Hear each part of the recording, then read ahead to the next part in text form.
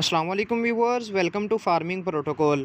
Feed की calculation के बारे में और हमने कौन सी फ़ीड कब डालनी है और कैसे कैसे चूज़े की एज के बढ़ने के साथ साथ फ़ीड को चेंज करना है।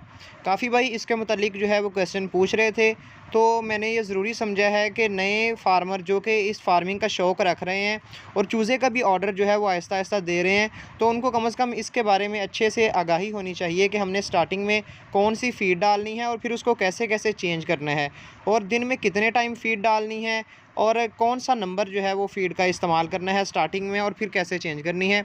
इंशाल्लाह इसके मुतालिक डिटेल में आज जो है वो आज की वीडियो में आपको सारी बातें समझाऊँगा। तो नए व्यूअर से दरख्वास्त है कि लाज़मी चैनल को भी सब्सक्राइब कीजिएगा। इंशाल्लाह मज़ीद इन्फॉर्मेटिव वीडियोज़ आपको फार्मिंग के रिलेटेड इस चैनल पर मिलेंगी। तो चलिए आइए बिना तख़ीर किए जो है वो अपने टॉपिक पर बात स्टार्ट करते हैं। अच्छा, तो व्यूअर्स सबसे पहले बात करते हैं कि फ़ीड की क्वांटिटी कितनी चाहिए होती है एक छोटे चूज़े को। तकरीबन जो है वो आपका एक दिन का जो चूज़ा है वो आपका 1 ग्राम से लेकर 5 ग्राम तक जो है ना वो फ़ीड एक चूज़ा जो है वो कंज़्यूम करता है। तो आपका जितना फ्लॉक होगा उस हिसाब से आपने अब आगे अपनी कैलकुलेशन करनी है। ये मैंने आपको फ़ीड की क्वांटिटी बताई है कि तकरीबन शुरू में उसका पहले वीक में इतनी फ़ीड जो है वो एक चूज़ा खाएगा। अब बात ये है कि हमने फ़ीड कौन-सी डालनी है, कितना नंबर जो है फ़ीड का होना चाहिए, कौन-सी हमने नंबर फ़ीड डालनी है शुरू में चूज़े को। तो आपने ये बात ज़हन में रखनी है कि शुरू में आपने कभी भी चूज़े को फ़ीड ऑफ़र नहीं करनी आते ही। सबसे पहले तो जो आपने 24 घंटे के अंदर पहले उसको गुड़ वाला पानी पिलाना है फ्लशिंग के लिए, फिर आपने पानी के अंदर एंटीबायोटिक्स रखनी है। फ़ीड जब आपने स्टार्ट करनी है तो आपने ब्रॉयलर फ़ीड जो है मार्केट के अंदर चिक ग्रोअर फ़ीड के नाम से जो मार्केट में अवेलेबल है, सबसे पहले आपने वो फ़ीड जो है वो चूज़े को खिलानी है, ठीक है? अब उस फ़ीड का जो है आपने, क्योंकि वो फ़ीड जो है वो एक बिल्कुल ही बारीक दानों की सूरत में होती है और वो फ़ीड जो है वो चूज़ा बड़ी आसानी के साथ खा भी लेता है और उसको हज़म भी कर लेता है। क्योंकि अगर आप बड़ी फ़ीड पैलेट टाइप जो फ़ीड है वो अगर आप खिलाएँगे तो चूज़ा उसको कभी भी मुँह में नहीं डाल सकेगा अपने, क्योंकि चूज़े का मुँह बहुत छोटा होता है और पैलेट का साइज़ जो है वो बड़ा होता है। तो बाद में आपने तकरीबन 1 हफ़्ता से डेढ़ 2 हफ़्ते तक आपने इसी फ़ीड का इस्तेमाल करवाना है, ब्रॉयलर फ़ीड। उसके बाद अब आपने जो चिक की अपनी फ़ीड है वो चेंज करनी है। वो आपकी ब्रॉयलर की 2 से 3 वीक वाली जो खुराक है वो आपने इस्तेमाल करनी है। लेकिन भाई बहुत से ये कहते हैं कि हम देसी फ़ीड पर ये चूज़ा जो है वो पाल रहे हैं, तो कभी भी ये गलती मत कीजिएगा कि पहले 40 दिन या पहले कम से कम 2 से 3 हफ़्ते आप चिक को जो है ना वो देसी खुराक कभी भी ना दें। जो कमर्शियली फ़ीड है उसके अंदर विटामिन्स, सारे एंटीटॉक्सिन्स, हर चीज़ जो है उन्होंने उसके अंदर डाली है। लेकिन जो देसी फ़ीड है वो सारी चीज़ें आपकी शुरू वाले जो है चूज़ा उसकी उम्र में ये इनफ नहीं चीज़ें पूरी करती, तो इसलिए जो है ना वो आपने देसी फ़ीड शुरू में चूज़े को कभी भी नहीं डालनी।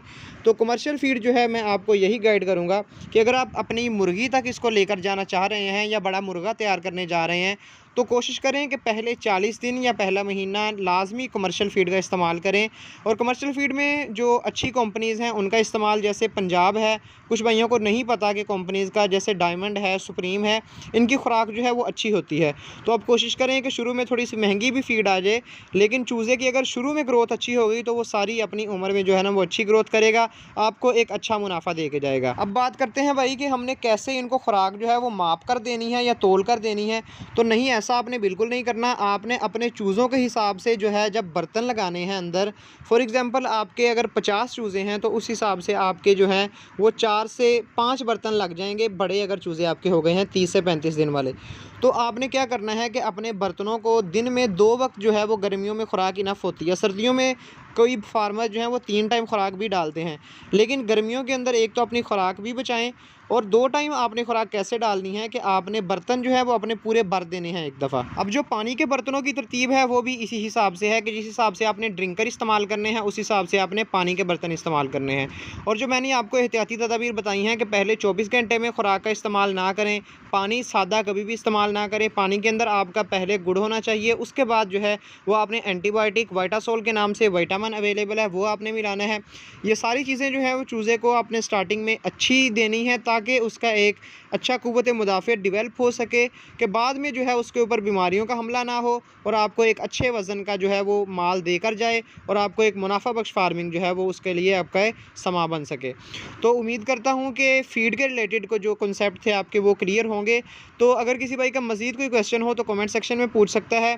तो थोड़ी-सी मैंने आपको बताया था कि कैफ़ियत की वजह से जो है वो व्हाट्सएप पर रिप्लाई नहीं हो रहा भाइयों को, तो उसके लिए थोड़ा सा माजरत है। इंशाल्लाह जैसे ही थोड़ा सा फ्री होते हैं, सेहतियाब होते हैं, इंशाल्लाह सब भाइयों से कॉन्टेक्ट करेंगे, तो उसके लिए थोड़ी सी माजरत है।